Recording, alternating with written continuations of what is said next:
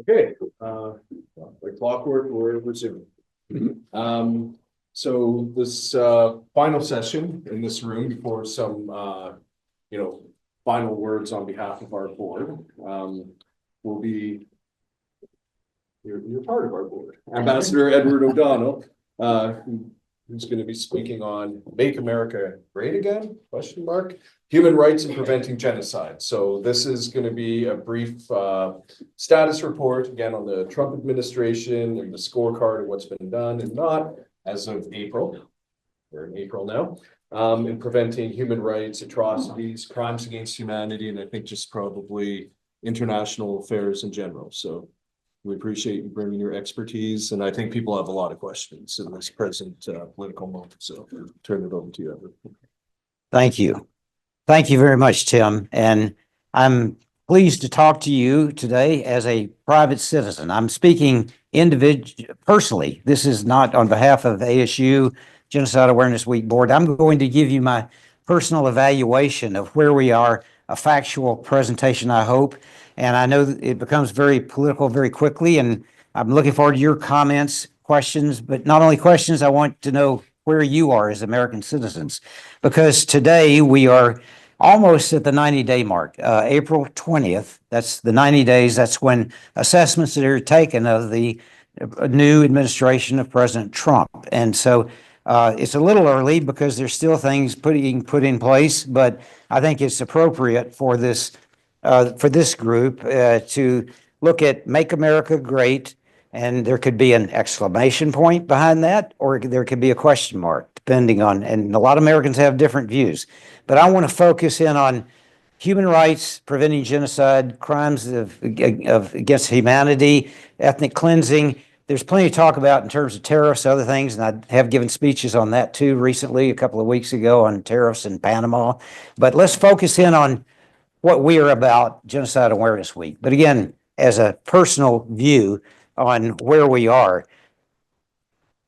So first of all, diplomacy, peace. That's what I did in the State Department since 1975, the Gerald Ford administration. I've been on active service, 40 years in the State Department.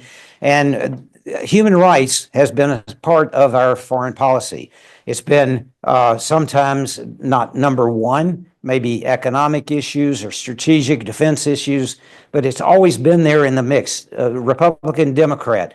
And we as a country, I think, generally speaking, in my estimation and experience, have been about creating peace and stability around the world.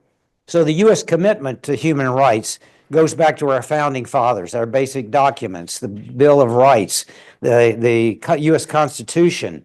And so I think that the Bureau of Democracy and Human Rights in the State Department puts it well in this statement from the Protection of Fundamental Human Rights Foundation Stone in the establishment of the United States 200 years ago.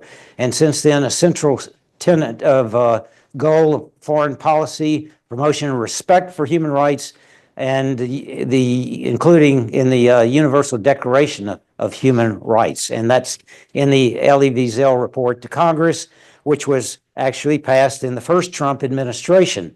So there has been a number of congressional sense of Congress and also legislation in this century since 2000. And here are some of them so Congress has been very active, and I think these are still in place. So from that other branch of government, Congress, that has oversight authority of the State Department and also funding the appropriations process, you can see here and read for yourself, going down to the Uyghur Human Rights Policy 2020. So I want to talk first about grassroots diplomacy in my experience, because in every administration, Democrat, Republican, embassy officers and USAID, other representatives of the United States government have been out there promoting human rights. And this is an example of a stabilization officer, the young woman on the left from the Bureau of Conflict and Stabilization Operations. That's still a bureau in the State Department in place.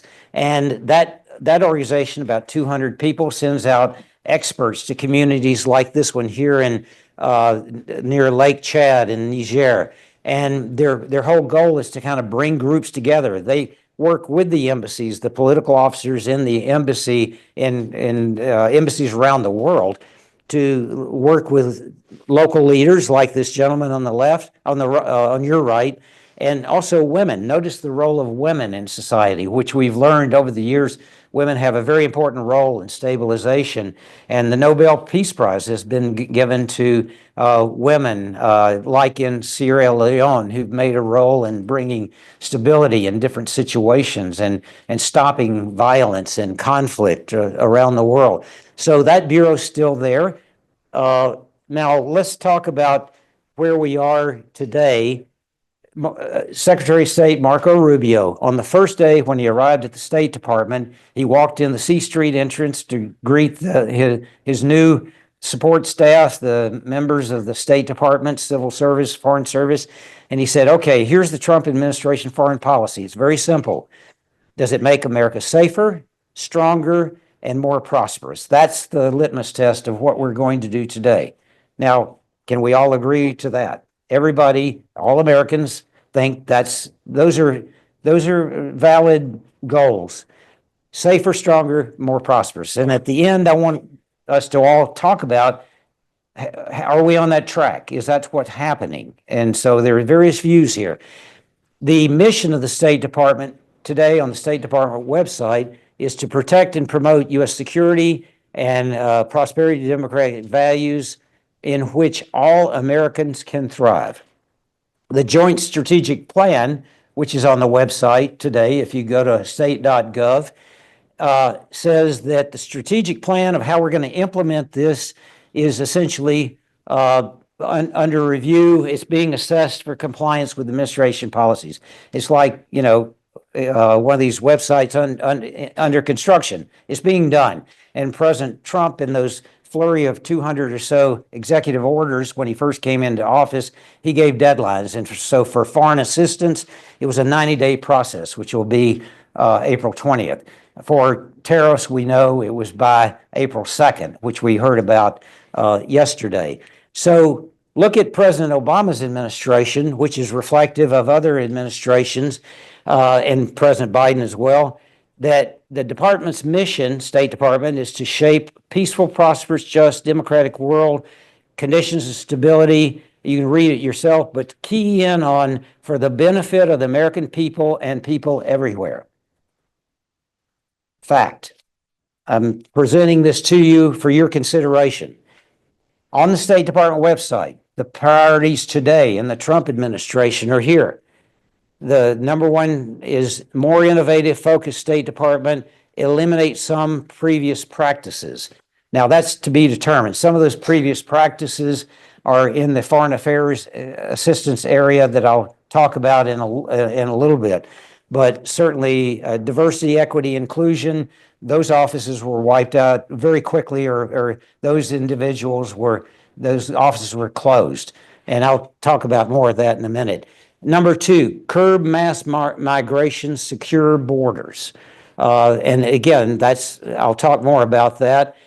Pragmatic foreign policy, eliminate controversial cultural issues. This is from the State Department. I'm quoting here. I think we know what that's about.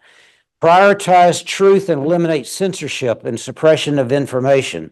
That's along the lines of what Vice President Vance said at the Munich Security Conference when he went, and he talked about European lack of free press, free statement, and he gave an anecdote of someone in the United Kingdom who was near an abortion clinic praying, and he got arrested.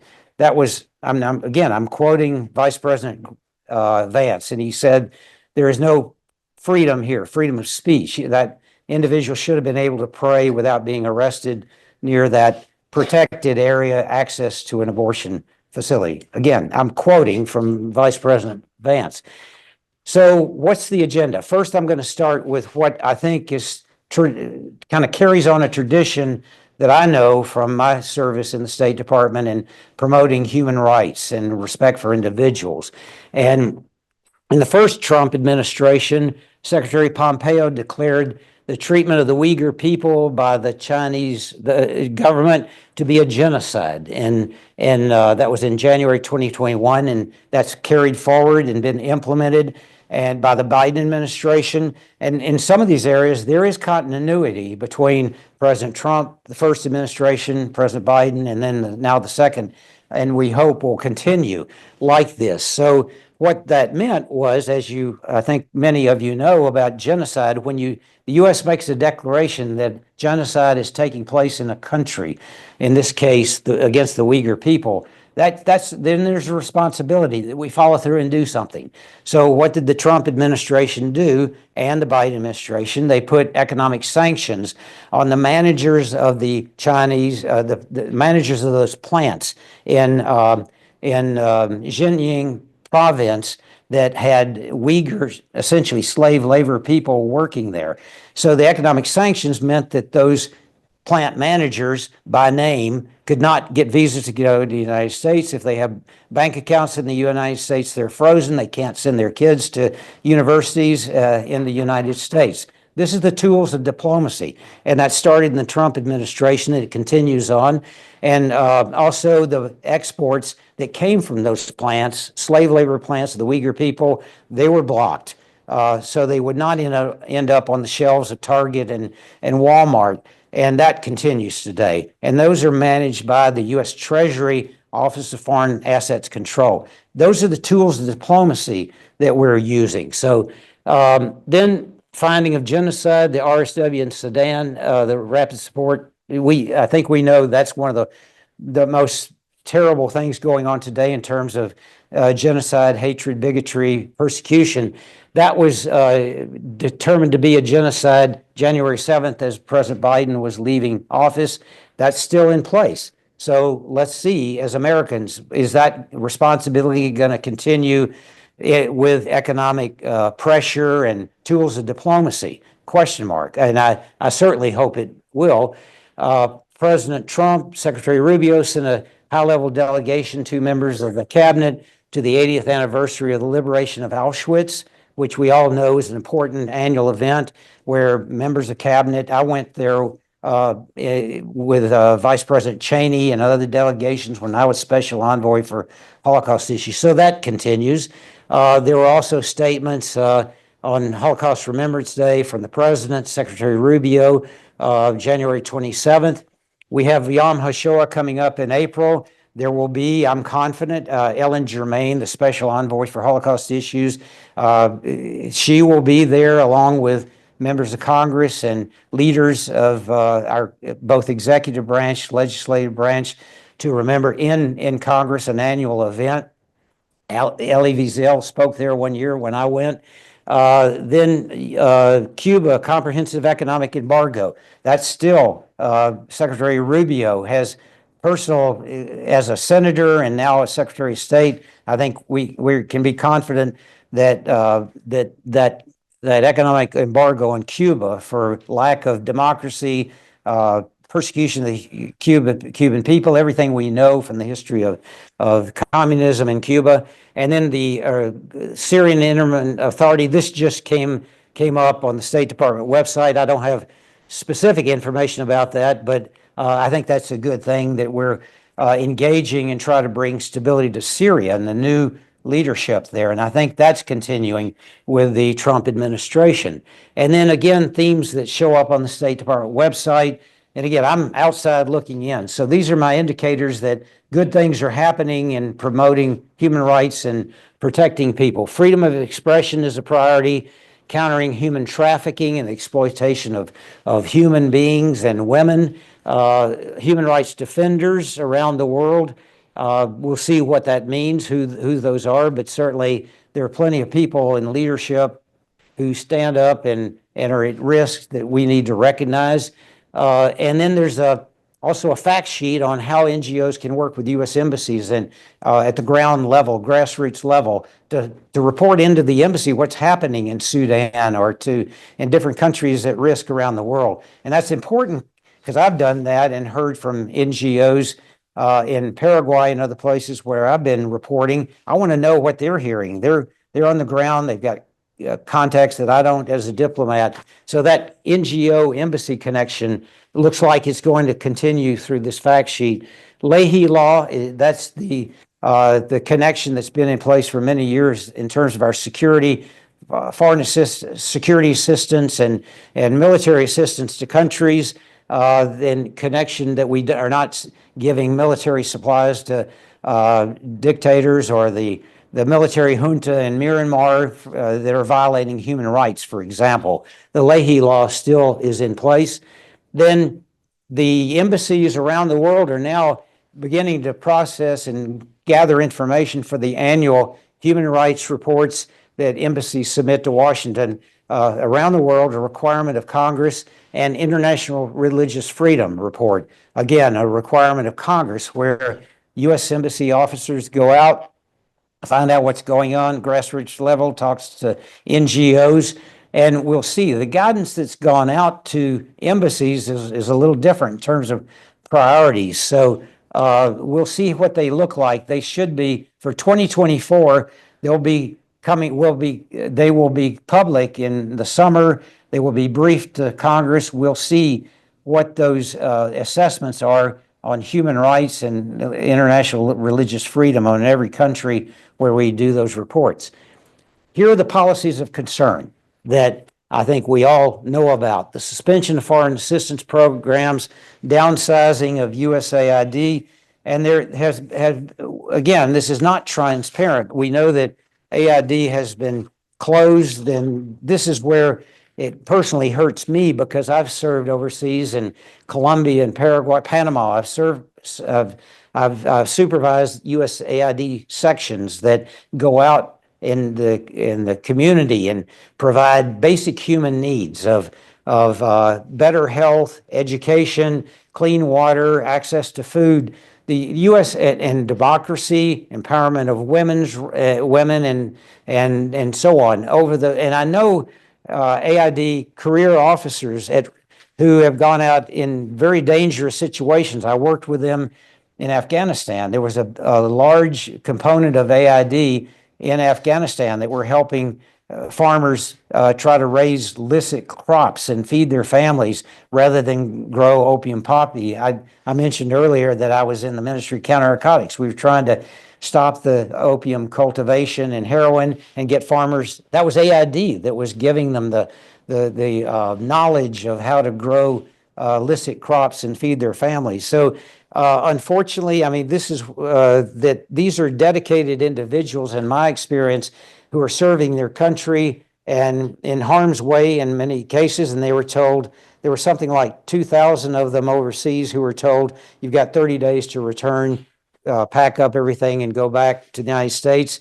There were suits by the American Foreign Service Association and other groups to try to stop the process. But that has gone on. But what has happened now is foreign assistance is now centered in the State Department and being restructured, and we'll see more of that on April 20th of what that looks like. But we know that from the statements of people like Peter, I think his name is Morocco, who undertook that cutback, Peter Morocco. He posted on Real Clear Politics. This is like X or some of the sites where President Trump or people in leadership like Peter Morocco, Real Clear Politics was where he said this. So this, according to the guy who really managed this whole process of closing USAID and bringing it into the State Department, restructuring it. And he said that the Trump administration has closed 83% of the programs, meaning 5,300 USAID projects have been closed, and that's about $27 billion. According to Politico, which I think is a legitimate source, and this is based on information they had received, there has been retained something like 829 projects, and maybe about half of that in terms of the amount. I won't go into too many. I don't want to be too many into statistics, but I'm just saying that looks like at least much more than half of the AID programs have been closed. And then other information through Politico and other means, it looks like something like 9,000 AID employees have been fired or their careers ended. Maybe another 800 have been retained now in the State Department. And there's a hiring freeze and so on. We can talk more about that and the results and what that means. Then suspension of asylee and refugee resettlement programs. That's the special immigrant visa program for Afghan people who worked with us in Afghanistan that we just talked about in the last panel. That's also asylees, the P1, P2 process. That was closed overnight. So that now that may be started up again, we hope, but again, it's under review, so we'll see later what that looks like.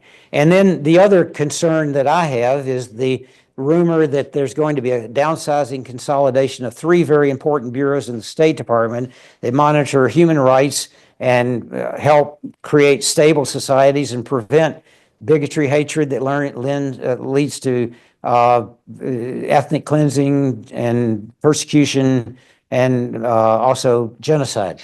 And that's the Conflict Stabilization Bureau that I just described to you, the Democracy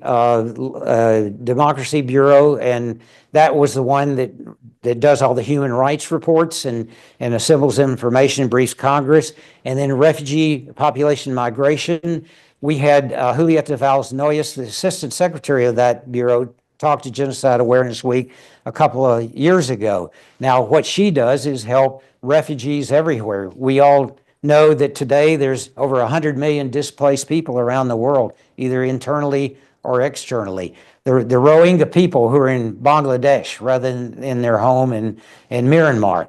So those 3 bureaus, if you collapse it and their funding and the number of people working on those issues, there's going to be less engagement in the global world by the United States. And that concerns me and many other people. U.S. foreign assistance. There's what I was talking about earlier in terms of Peter Morocco from his mouth in that on social media. What you don't see now, and again, this is me looking from outside in, but I think I'm pretty confident that we're probably not going to see foreign assistance that's promoting democracy, working against anti-corruption, gender equality, women's empowerment programs, and they're going to be reducing health programs. But although I have heard most recently that some of those health programs they've been stopped and restarted, like in Afghanistan, some of the vaccine distribution programs, and some African countries, some of those medical health programs have been started up again let's see, I'll see if I can find the countries, but again, this is based on sources that I've seen in the media that I trust, like Politico, and talking to some other friends who are close to this, retired, and maybe still know people and hear things and so on. And then what is, as a part of this shuttering of USAID and moving it to the State Department, they have, in all these people that I mentioned who've been, their jobs are over, we've lost an operational capability to manage programs. Diplomats do different things. I was out there reporting, meeting people, negotiating. AID people run programs. And so who's there to set a goal, manage a budget, manage people? AID know how to do that in a multicultural environment, dangerous environment, sometimes with under great stress and so on. All that capability experience is now lost in terms of those people who have left. And then it's not only USAID, the Center for Disease Control, local subcontractors for AID, Center for Disease Control, and there are also State Department foreign assistance programs that like the one I think Pam, you and I were talking about, that the U.S. State Department, and I worked when I was in Afghanistan. The program I was on was a State Department program to give money, funding to stop the narcotics trafficking. That was a State Department program. So there's more foreign assistance that I'm afraid are going to be downsized. these are all created by Congress as instruments of U.S. policy. So Congress, I hope the oversight committees, and we'll see this coming up in the spring, Congress should exercise that oversight and ask questions. And there's going to be an opportunity for that, for Congress to do that, because Secretary Rubio is now, every spring, the Secretary of State goes up to Capitol Hill and argues for the State Department budget. So he will be there making a presentation, asking for money for Congress for FY25. He'll meet with the Senate Foreign Relations Committee, House Foreign Affairs Committee, the Appropriations Committee. There's about 6 committees of Congress that he goes and testifies before. These are 3 or 4 hour hearings. And I was involved with that when Secretary Powell, I went up there and when I was in Congressional Affairs, and this is a dialogue. So we'll hear that. That's going to bring more light to what the foreign assistance is going to look like, and the State Department engagement in the global world, in dangerous, fragile countries where I feel personally we need to be represented. Congress has an important role. The Helsinki Commission is still there. Senator Wicker of Mississippi is the lead, and then Congressman Joe Wilson, South Carolina. I know him, and they're going to an OSCE meeting. That's 55 countries, the Organization for Security Cooperation in Europe. They get together every year. This is going to be important about stability. This includes Ukraine and Russia and so on. All the members of the 55 nations come together. So that's good. That's to bring peace, stability to that part of the world. What's also very worrying to myself and a lot of foreign policy experts, the U.S. Institute for Peace has been closed. Woodrow Wilson Center has been closed. The U.S. Agency for Global Media, Voice of America, Radio Free Europe, Radio Marti that reaches out to Cuba. Also, the broadcasting into Iran, into North Korea, where we provide honest, open journalism. That, by the way, these are journalists that report on the news, and this is an important part of our diplomatic soft power engagement in the world for free press. And the U.S. Institute for Peace, Woodrow Wilson, I think you probably know them, experts that do research in crisis situations around the world. They send out their people, and they, as a think tank in Washington, they do important work to help extend the diplomacy of the State Department and engage and be present in conflict situations. I've gone to multiple discussions on Afghanistan at the U.S. Institute for Peace. They are now closed. They were set up by Congress. So now what's going to happen? Question mark. The Senate Foreign Relations Committee, this was something I just saw on the Senate Foreign Relations Committee website. Senator Risch welcomed that this national security memorandum made a connection between security assistance and human rights policy. That was the Biden administration, so it was stopped in the Trump administration. A lot of times there are things that I think should be passed on from one administration to another, and one of them is the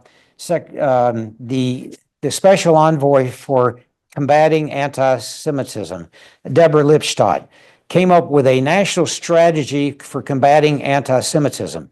And that was a long process that she worked hard on and coordinated with Congress, both sides of the aisle. And it got great support from Republicans and Democrats to stop anti-Semitism. This is a bipartisan issue in my experience, but unfortunately, you will not find it on the State Department website. It's gone. The Office of Combating Anti-Semitism, there's an acting career individual. We will see. I'm hopeful that there will be a new special envoy named, and that office will continue. I would hope that it would. I would think that would be a priority of the Trump administration. But I'm sorry that all that work, which was bipartisan, is not there anymore. And so another concern. Watch the NGOs. I've tried to watch them to see what they're saying, and now they're talking about Sudan and other things around the world, but I think NGOs can have they have a window too to what's going on, and they also engage with the State Department. And as I mentioned earlier, there's sources of information overseas. So I hope that they too will be speaking out in terms of foreign assistance and policies that help provide stable in countries around the world. And again, back to the basics here. What is it that creates hatred, bigotry, mass atrocities, genocide? It's conflict. It's conflict over basic human needs, over when people are hungry, when they don't have access to water, where there's conflict over land. It's then that's when these tragedies happen that we are concerned about in terms of human rights. So finally, let me add, I would like to show you the State Department website that has several issues that are being looked at today to give you a sense of what are some of the concerns. One of them was the return of some Uyghur people from Thailand to China, and that was criticized by the State Department. The Thai government should not have sent those Uyghur activists back to China. So that's good. I mean, I see that as a good thing. But it's a little thin. I'd like to see more here. This is the most recent releases, the Bureau of Democracy, Human Rights, and Labor, which I hope will not be downsized. I hope it'll be, because they're the ones that coordinate human rights reports, international religious freedom reports, and so on. So that means a visa restriction. They're going to put visa restrictions on those who made the decision to return the Uyghurs back to China in Thailand. So that's a tool of diplomacy. Can you scroll down a little bit? There's a couple of things there that maybe we can see. But I wanted to give you what's continuing, which is hopeful that there'll be engagement in the global world in terms of promoting human rights, preventing genocide, and other things that are very worrisome to me and others. Trafficking in persons, Cuba's labor export program. Then I think advancing human rights. That's the one I talked to you about, that how NGOs can engage with embassies and work together. And then the Leahy law is still in place. So it's a mixed picture, but I'd like to see a lot more on that State Department website. But again, it's a work in progress, and hopefully on April 20th on foreign assistance, and then in other areas that we'll see more when these human rights reports start coming out in public on how we are assessing human rights in different countries around the world and international religious freedom. There is a criticism in the Senate Foreign Relations Committee in Congress, since of the Senate, on international lack of religious freedom, persecution of Christians in Nigeria and India. And so, again, is that going to show up in the International Religious Freedom Report? I think it should, because we know that in both those countries there are issues. But where is the focus going to be, and how does that fit into the President Trump's administration making America safer, more secure, and more prosperous? Now, that's my presentation, and I'm looking forward to questions, but I want your comments, and I want you to tell me, does this make America safer, stronger, more prosperous? What is your concern? What's your scorecard at this point? On April 3rd, right? April 3rd, almost to the 90-day mark. How do you feel? And then I'll challenge you later to do something about it, to talk to your member of Congress, but that comes later. Thank you.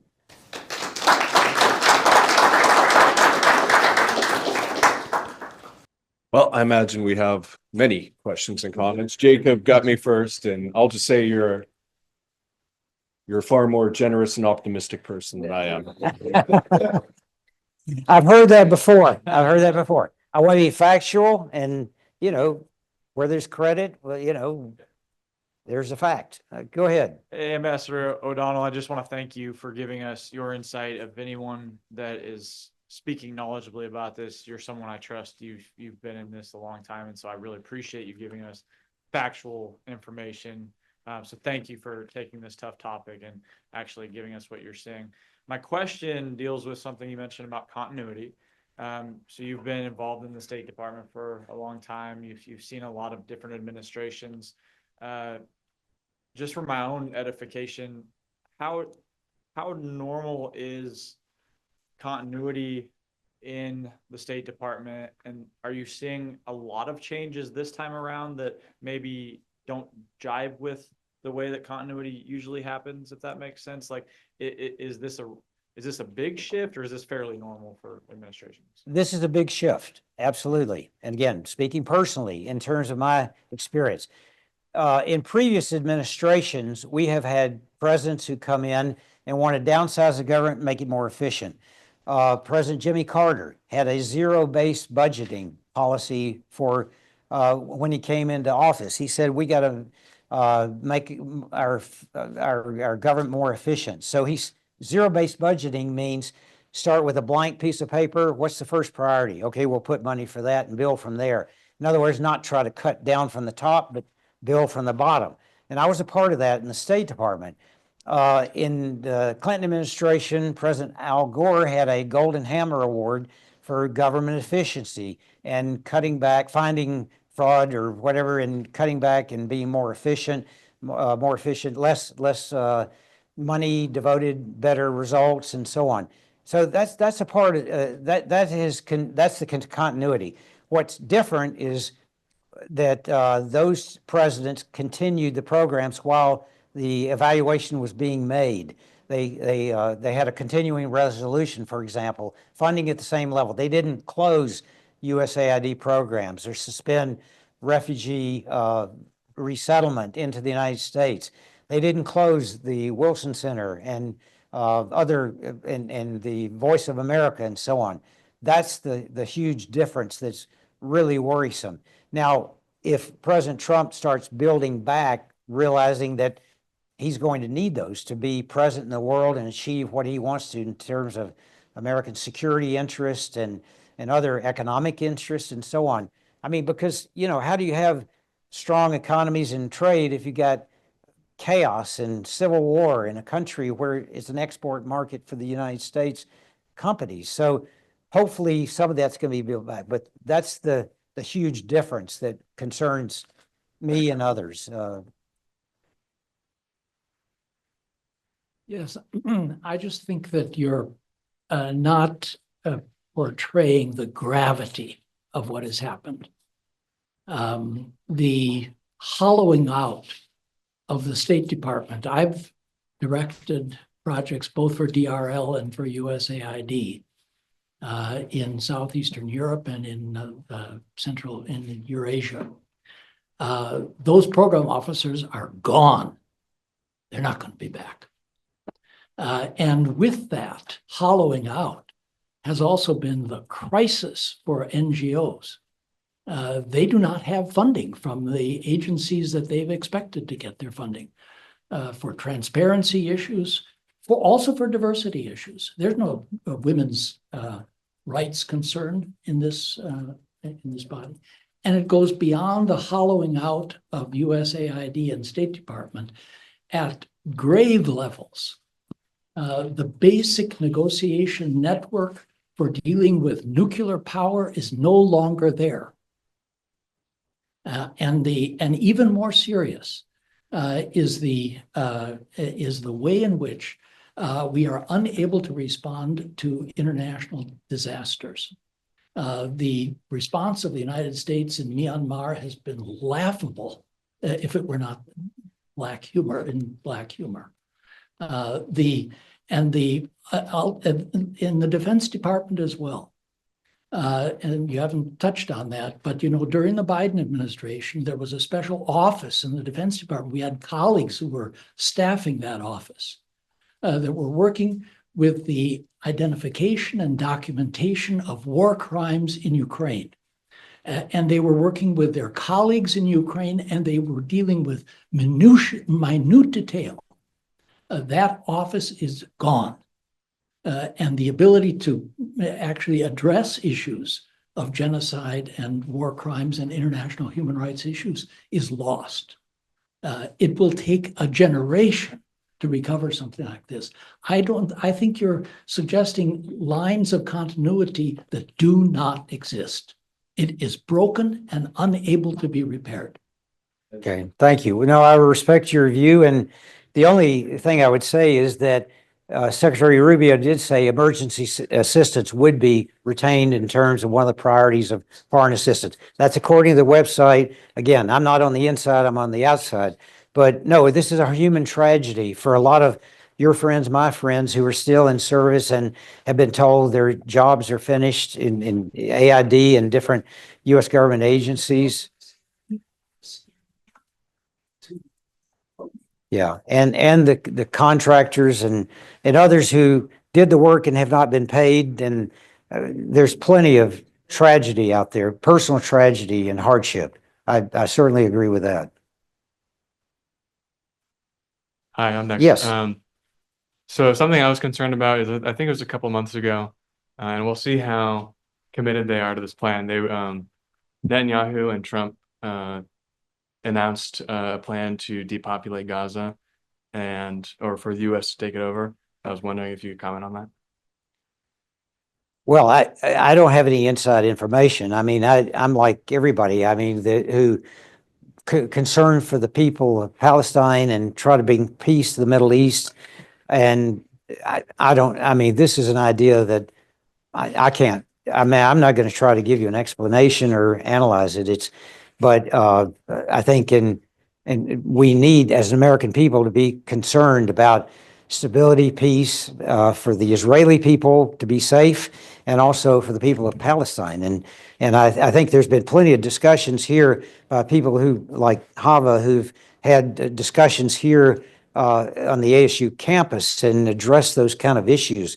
And I don't have any solution myself, but I think maybe Hava, if you want to, I want to pull others into this, because as American citizens, yeah, we need to speak out, let our views be known. We still have representatives in Congress, and we should not be silent. And there's some conflicting stories I'm hearing from Washington of different organizations like law firms who want to keep low and not be a target of, who are saying to some of their, I just heard this on NPR, I'm going to quote NPR, and they said that some of these law firms that did pro bono work for people who are now not, well, I say not documented or illegal here in the United States, try to help them regularize their status. And so the law firm said, go ahead and do the pro bono, but don't use the name of our law firm in doing that, because we don't want to be targeted.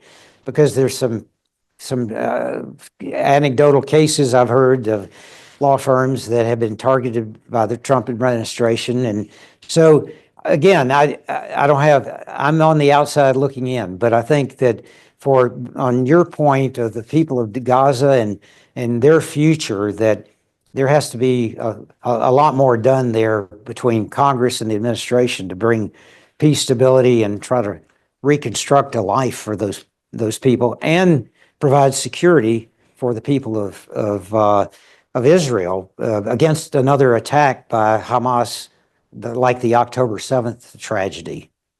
There's a balance. Hava, do you have anything to add? I'm looking to you. The truth of the matter that we really have a messy situation there, but the messiness goes on all sides. On the one hand, there's no doubt that the Trump administration, or even Trump himself, helped with phase one of the hostage release. His involvement was important. On the other hand, phase two ain't gonna happen. Right now, it's not moving forward at all. And who is to blame? Netanyahu is to blame, no less than Trump. So right now, everything is stuck. We don't know what will happen to the 59 hostages who are still there. Yeah, Most that's likely, another issue. Well, Yeah. 32 of them, I think, are already dead. We know that, or Yeah. something like that. That's the range. What will happen? Who knows? But my problem that's not even. We don't need to talk on that level so much.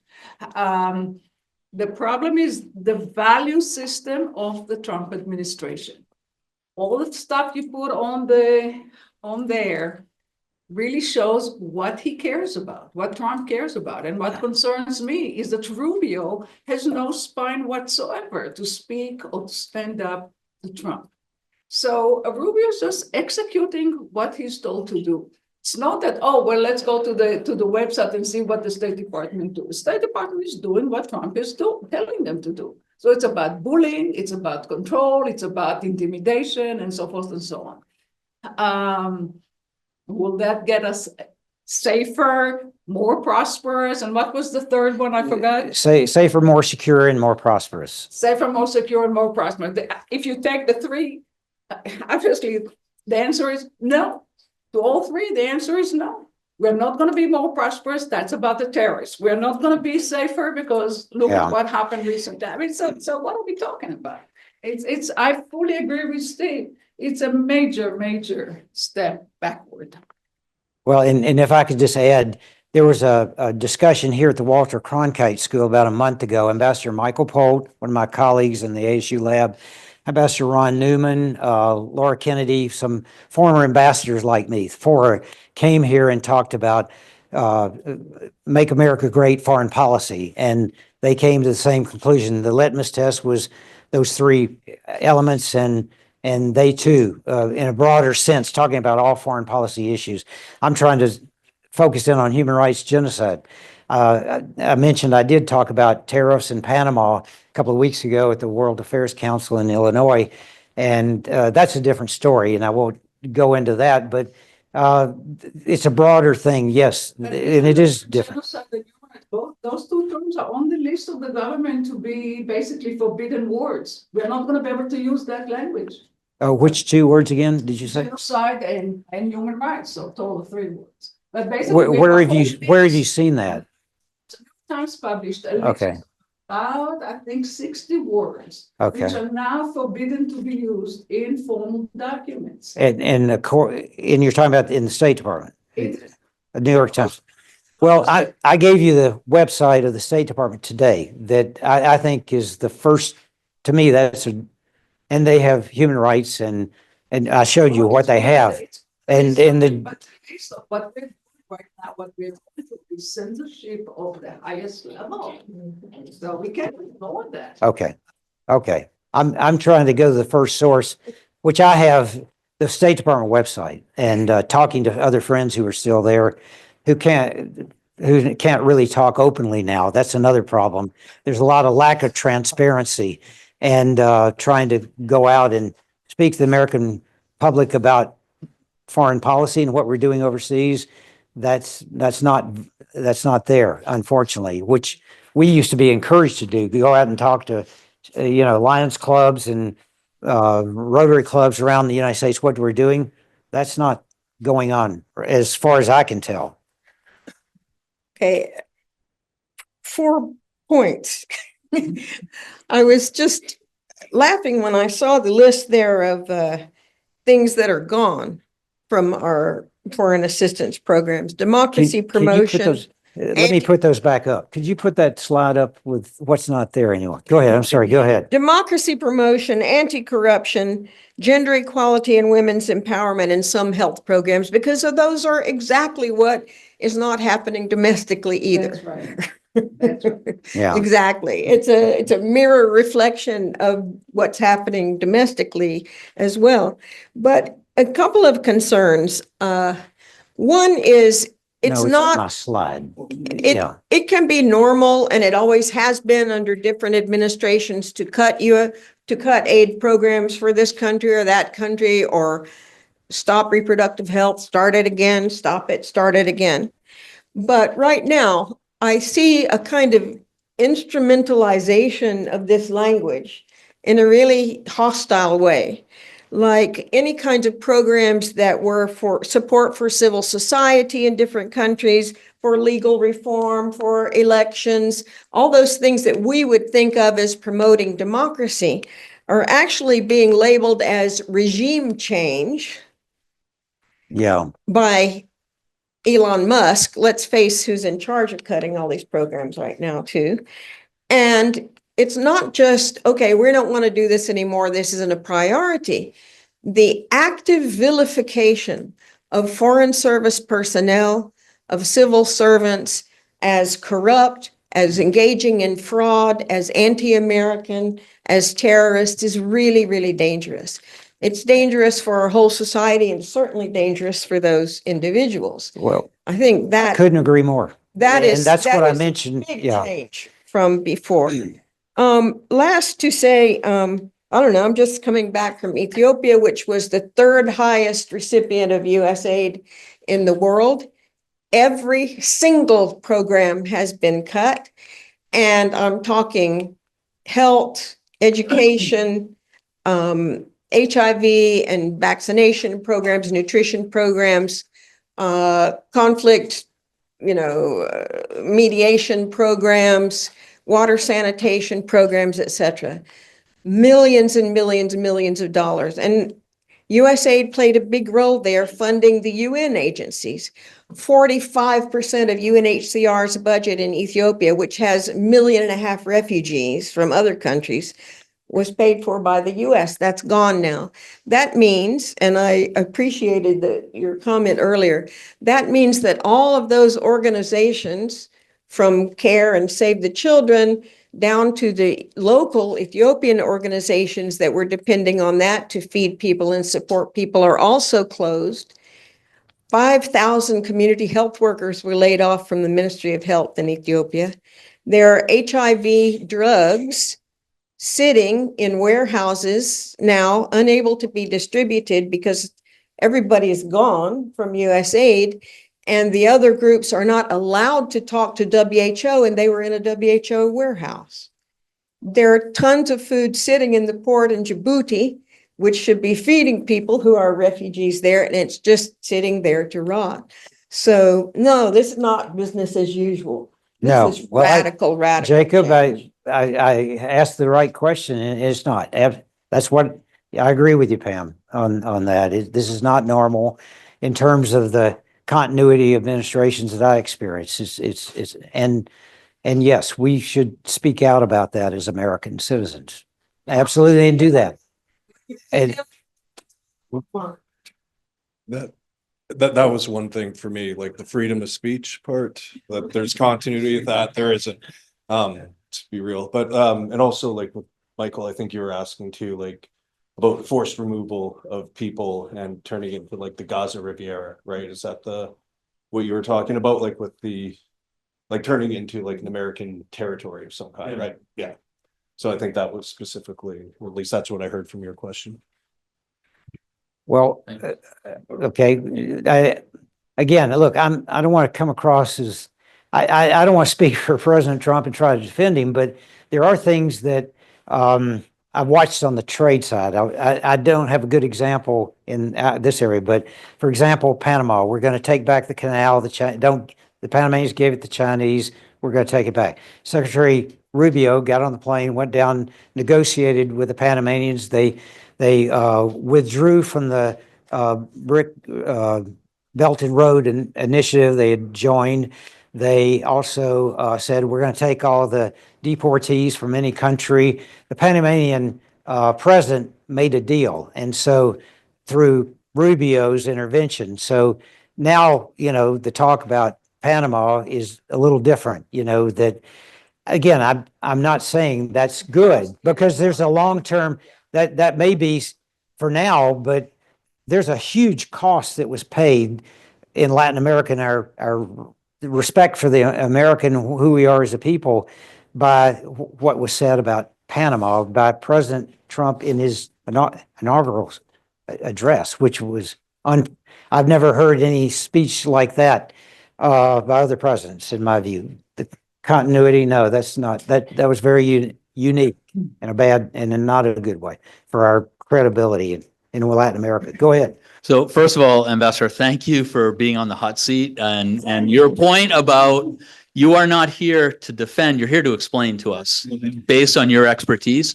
And I'm learning a lot. I'm getting some insight that's really helpful. So I thank you for that. And I have just 3 concerns not meant for you to defend, really to get your feedback on, are these legitimate concerns? Are these things we need to deal with? Or are these going to be debilitating problems along the lines of some of the things that we've heard already that make me think out of the gate, we've already undermined what we're claiming to want to do. And the first thing is, One of the issues I have, and this is domestically and internationally, and it is certainly about things like the asylum programs and that kind of thing, is that we really know that confusion and uncertainty open the door in all sorts of ways to abuse of even low-level bureaucratic power, but also to violence in places. Pulling money from Ethiopia can destabilize, right? You don't just do it overnight. You have a transition plan. And when we pull military out of someplace, whenever we've done it quickly, it's generally led to a disastrous result. And when we do it in a more thoughtful way, things seem to go a little bit better, that kind of thing. So I'm wondering, is, the sowing of confusion might be such a problem. Is that going to continue? Is that going to be something that's going to undermine us? Second point is, the development that we're now, or international development that we're now promoting is very ideologically driven, right? So you can't help women and girls education. We just heard why that's so important, but we can't help that. But we can do freedom of religion as we define it and so forth. And I guess the concern I have comes out of the 1990s and the international development movement, where we learned very clearly development needs to be participatory. It needs to be the people on the ground telling us what is going to make their situation better, which I think inherently benefits the United States. Whenever anything is better in the world, it's good for us morally, but also I think in a practical way. How is this going to work if we are telling people, sometimes against what they actually want, what we are going to fund? And is that kind of development going to succeed in any way? And then the last thing is, you pointed out, okay, so the administration might do something to recognize the Holocaust, but on the other hand, they're emboldening neo-Nazis in certain places in the country, or hey, the KKK maybe isn't that bad, those kinds of things. And one of the other issues I have is, how do these contradictions work? I think you started to talk about, we promote free speech, but then we don't, and in my mind, when we have, no matter how much we do that's positive, as soon as we push in the other direction, you're sort of undermining all the positive work. And the contradictions are not lost on people. Are not stupid around the world. They see these you're telling us you want to do this, but we know you're not doing this. Free speech, a good example. So how is that a huge problem? Is that something that you think over time things will be more consistent or not? And I really want to get your expertise on all these questions. Wow. There's a lot there. Okay. Don't hold back. Yeah, okay. Well, yeah, thanks, Tim. Thank you, Tim. Well, no, this is a very serious issue, and it hurts very deeply to me, just like you said, sir, in your experience in the U.S. government. I have friends who have been in harm's way, friends who have died in the bombing in Nairobi, Kenya. The young lady, Ann Schmettinghoff, who died in Afghanistan delivering school books to children when I was in Afghanistan. Those are heroes of who serve their country, and that's why what you talked about, Pam, in terms of characterizing AID employees or U.S. government employees is the way that's been done hurts very deeply because of the personal experience. Let me separate out one thing that maybe. Because you touched on a lot of things in negotiating strategy.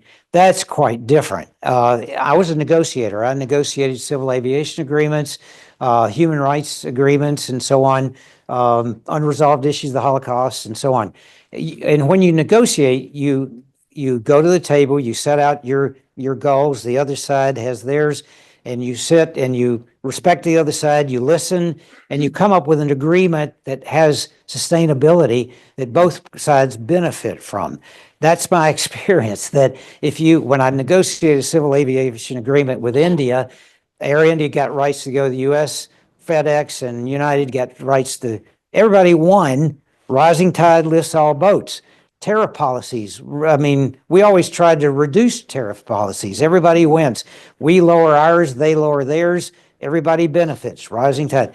This is quite different. And so this negotiating strategy is to make a claim out, I want the Panama Canal back, and then something in the middle results. But I think there's a long-term cost to that kind of well, they call it, you know, there's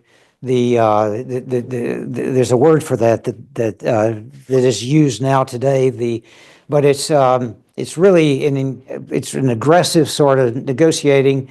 And read The Art of the Deal, where President Trump talks about how to negotiate. And it's about, I take real estate, buy real estate in New York at the lowest price.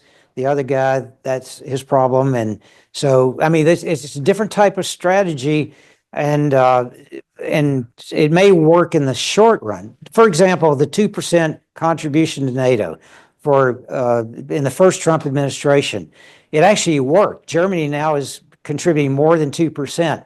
But at what cost did we get the European NATO partners to contribute more? I'm looking at Volker Binkert because you may have a view on this too. But every administration I've worked for said NATO partners need to pay more for modernization in Germany. Trump said that and said, we're going to pull out of NATO if you don't do that.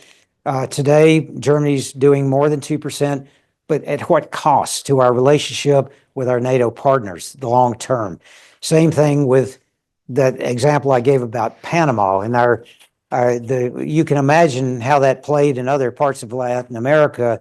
You know, the old American gunboat diplomacy is still there in the back of their minds. And here we are again saying we're going to take back the Panama Canal. That it's a different type of negotiating strategy that I think may have a few short-term gains, but incredibly bad and pervasive with more unintended consequences in the long run in terms of U.S. policy and interest in our image abroad. So, I didn't hit some of your other themes probably, but you can repeat them if you want. Well, just on the confusion factor. Well, the confusion is part of the strategy. Yeah. Okay, here's another. This is, I heard Newt Gingrich explain this, and after the first Trump administration, destabilization, and it's called the OODA loop. And President Trump in the election against Hillary Clinton dominated the news cycle, and it's a military term from the Korean War: observe, orient, decide, act. So President Trump, according to Newt Gingrich, would get up in the morning, do some tweeting and comments, throw some things out there. The news cycle would start reporting on it. And then according to Newt Gingrich, Hillary Clinton would get together some of her advisors and just do a test of this view, that view, what position should I take? By the end of the day, by that time, Trump has dominated the news cycle. He's still doing that in terms of negotiations and now the OODA loop or flood the zone or, these 200 executive orders. That was a strategy that was calculated, and it was planned at the Heritage Foundation Project 2025. President Trump says that's not mine, but yet we're seeing that if you read the State Department section of the Project 2025, we're seeing it play out. And a lot of those young people, who are now in the administration, they not only were part of that 2025 project, but the Heritage Foundation had a training academy of how to work in the U.S. government. They prepared them. So now, Foreign Assistance, State Department, Peter Morocco made all these initial changes. They're bringing in 2 young people. One of them sounds like he's from that Project 2025 project, who now is going to be managing foreign assistance within the State Department. These are strategies now I'm trying to explain that to try to separate it from some of the other things we're concerned about. Yeah, just the strategy of confusion seems to. It's going to continue, in my view, in my personal view.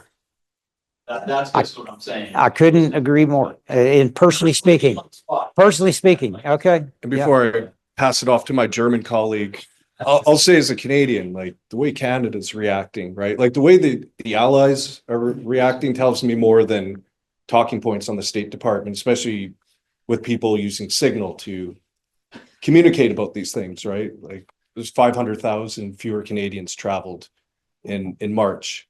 The election was absolutely flipped. Like the way you see the European Union, Canada reacting, and the allies, I think speaks loudly about what this foreign policy is right now. But speaking of which, European ally, here you go. Yeah, so like Henry, I appreciate that you're in the hot seat and you explain and you contextualize. I appreciate that.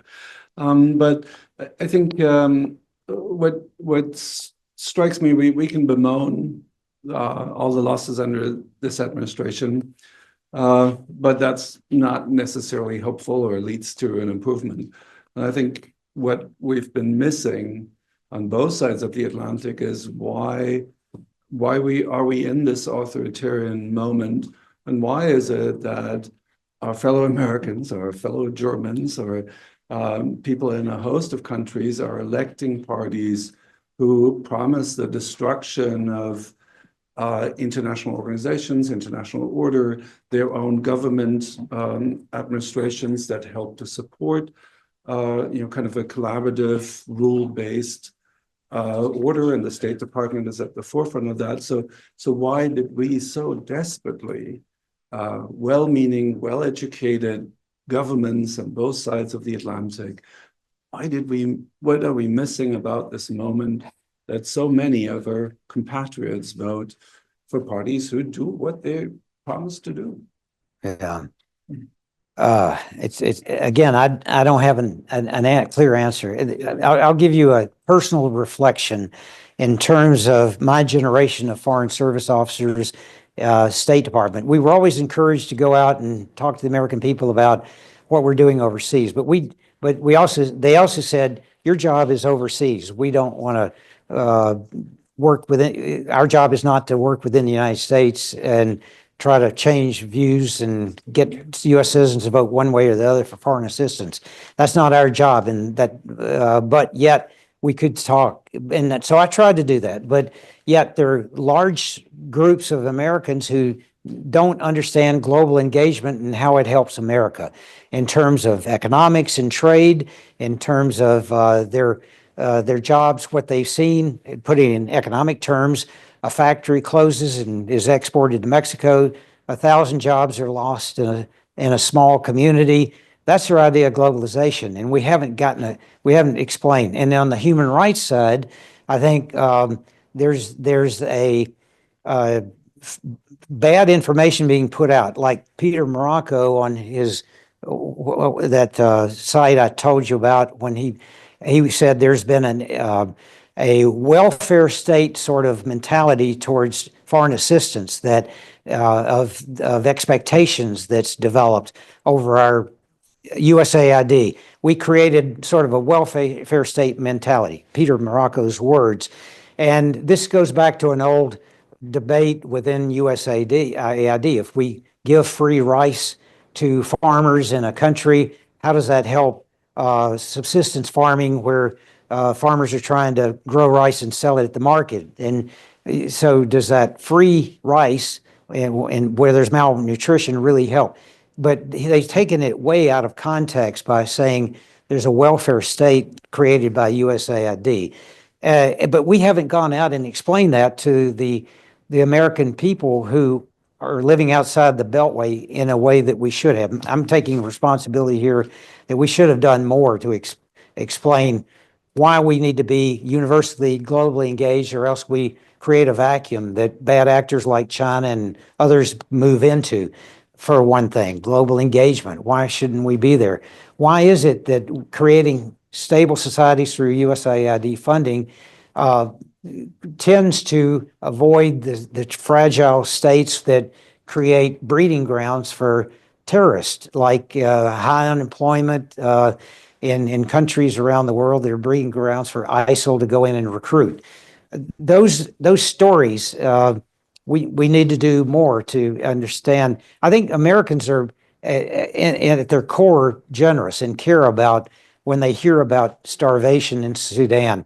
And it doesn't have to be through the government. That's why Americans outside the Beltway who have no contact with the U.S. government, through their churches, they support missionaries. How many churches from wherever you are have missionaries in 2 or 3 or more countries, Christian, Catholic, Jewish, overseas? I think we're basically, we care, but then again, we also, the U.S. government, again, outside the Beltway, do they really care about the concerns at the community level? In a lot of places, we haven't explained how, I mean, unfortunately, some of the ones who didn't understand, now they're seeing when the school lunch program, the money's gone in their community and they, speaking domestically, it's going to come, unfortunately, I hope, but not, but another crisis breaks out in the world, and there's the kind of attack on the World Trade Center that was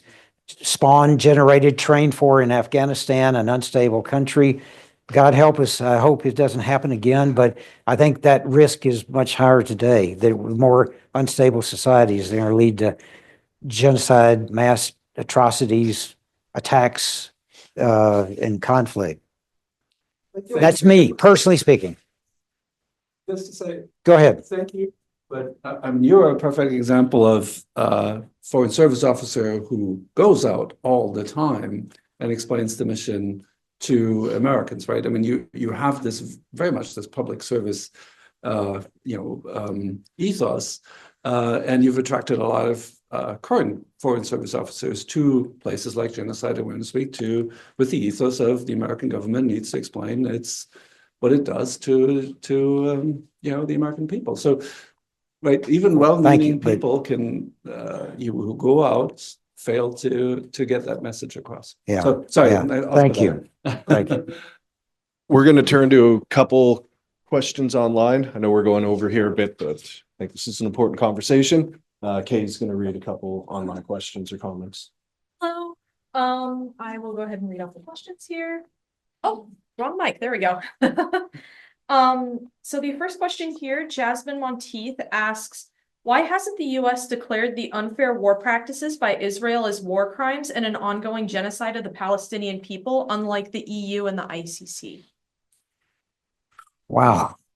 Super easy question to throw at first. I mean, it's a fair question. I think again, I'm on the outside looking in. I don't have any particular insight, but I think there's got to be that balance that President Biden tried to find and in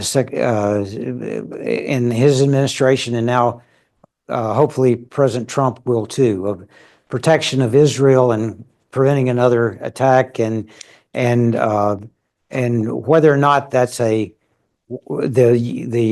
IDF and their operations in Gaza, whether that's a war crime or genocide, that's something that, in the first instance, the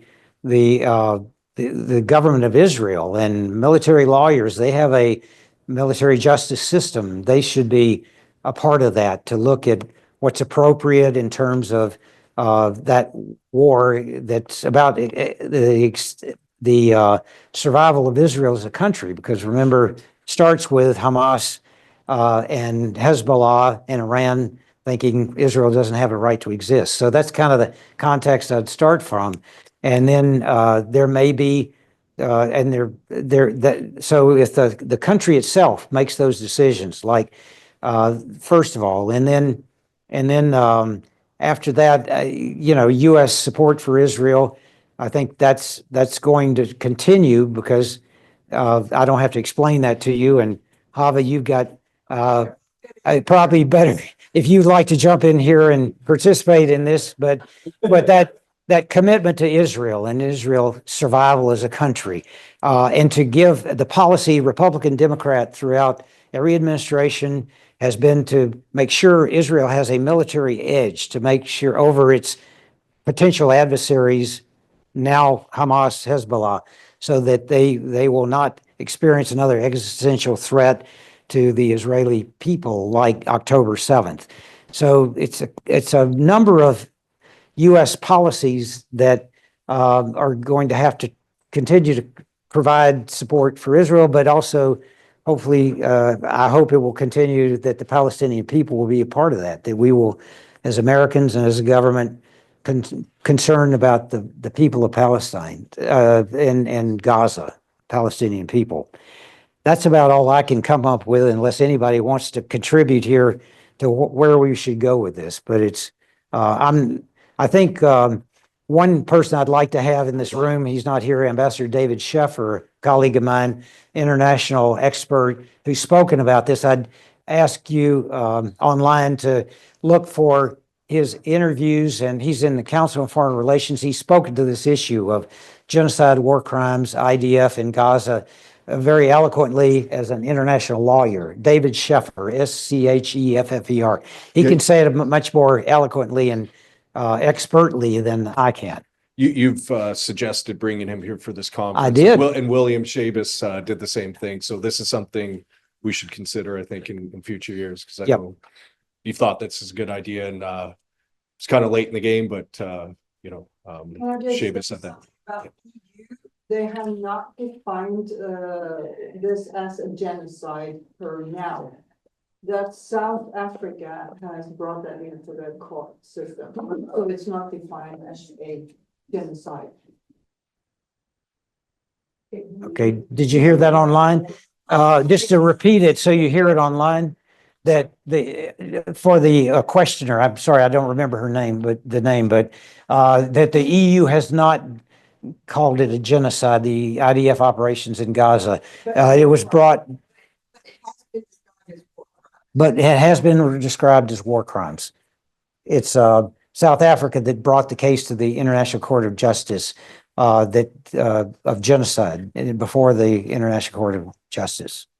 And I wish David Sheffer were here to give you more. Sure, you'd like someone else up there with you. I empathize with you. You had another question? Yes, we have a few more.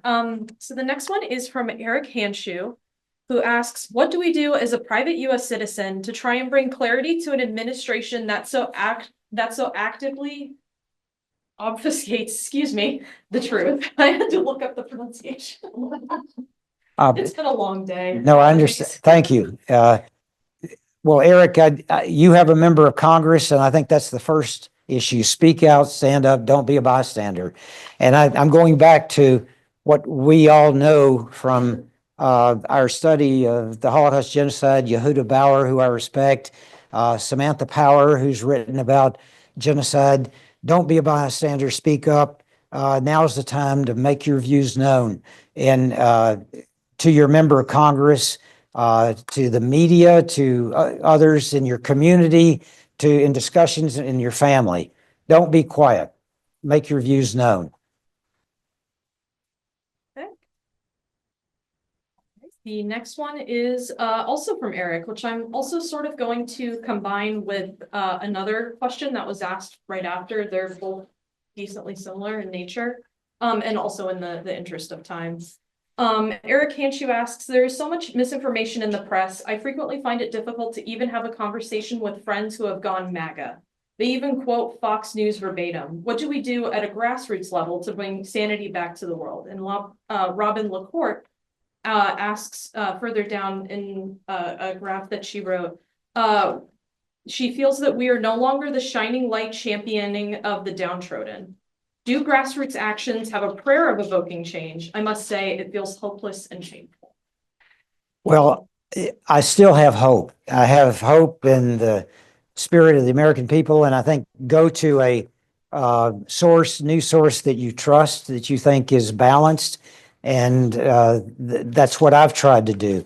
But I would also watch the other Heritage Foundation and so on to understand the point of view that they're making, because there is within this, like on trade policy, a grain of truth about U.S. other countries that, but I think you need to just look widely and try to keep the sources that you trust. And again, don't give up hope. I think make your views known and trust the process. And I still have faith and confidence and hope in our system of government and how we define foreign policy.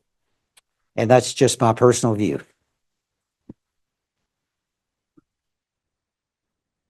Ambassador O'Donnell, thank you for doing this. Thank you very much. I know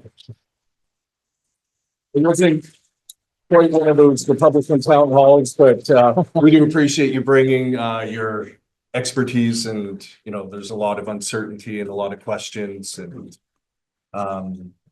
Yeah, and thanks for fielding Thank you. those questions and sharing that. My pleasure. Thank you. And I Thank you. hope, our keynote speaker, Judge Chili Ibo Suji, said more than once while he was here, this too will pass. So I hope he's right. Just that little bit of hope you were mentioning, Edward. And before we conclude here, I'm going to invite Professor Havatiro Samuelson up to say some concluding words. But before that, I gotta make sure you get your flowers. You can thank you from someone. So let's thank Hava for all the work that she's done. And then what your studies has done, you know, like Kay and everyone, I know you're probably gonna I don't mean to be stealing your material, and the support of Jewish studies in general for this conference since it's been here. You know, you've been a stalwart, and I appreciate you and all your mentorship in all different ways. So I'll turn it over to you. All right. We actually came to the end of this very, very unique initiative that we call Genocide Awareness Week. And as a person who's been in all the sessions, I have to say that it has been very emotionally moving. Agree? It has been intellectually enriching and very informative. And I can say that it was even spiritually uplifting. Now, why is that? Because we heard about some terrible things. We heard about loss, pain, grief, suffering, cultural erasure. That was the focus this afternoon. We heard about torture, about killing, about concentration camps, even, of course, the death factories that Jacob spoke to us about, primarily in Srebrenica. But at the same time, we heard a lot about hope, about resilience, about connectivity, about solidarity, about peace, and about simple acts of goodness and kindness.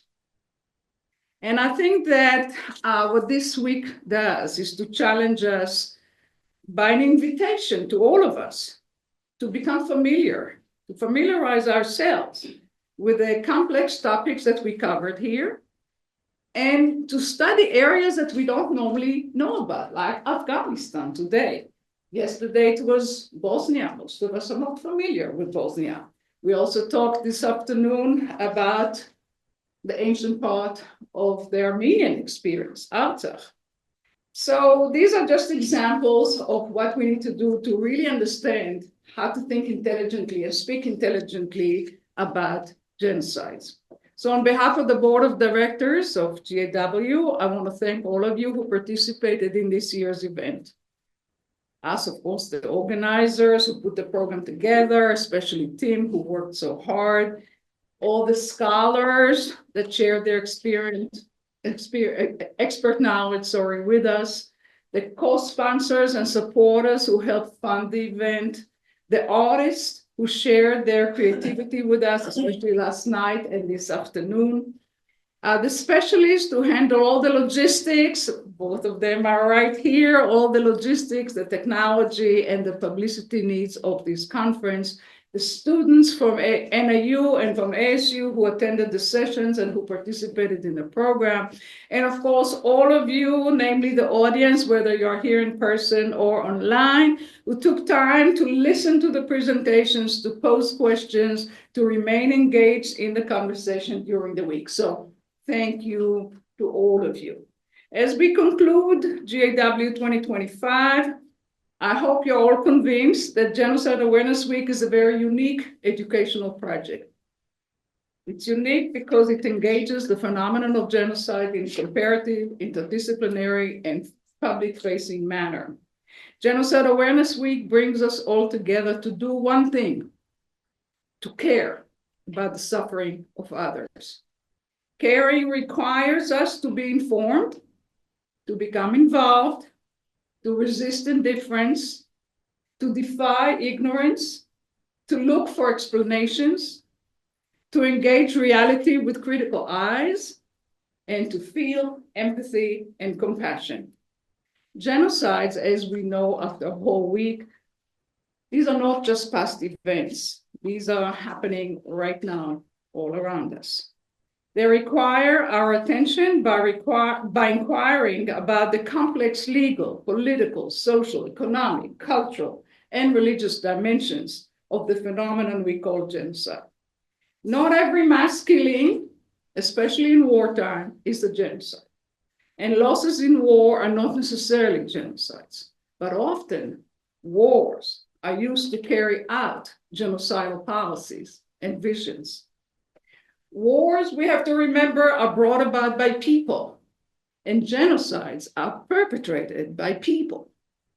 Our task as educators and as concerned citizens is to protect ourselves from our own destructive capacities by insisting on the importance of the following: the rule of law, the importance of rational discourse, the reality and preciousness of truth, the dignity of being human, the right to live freely and to live in peace, and the recognition that there are limits that we must place on claims of unlimited power and authority. Tragically, we are now living through challenging times when these precious ideas, these rights, these freedoms are all ignored, denied, or destroyed. And that would only yield more bloodshed, more suffering, and more pain. So the work of GAW for the following years remain to research, to educate, and to raise awareness of what matters to us most. I want to conclude with the wise words of Dr. Esad Bokshai, I hope I pronounced his name correctly, the physician and survivor of the Bosnian genocide, who reminded us that, and I quote, "We honor the past, but we fight for the future." So thank you all for joining us in this important task of studying about the past to ensure that we will live in a more just, civil, and peaceful world. So thank you much for being with us.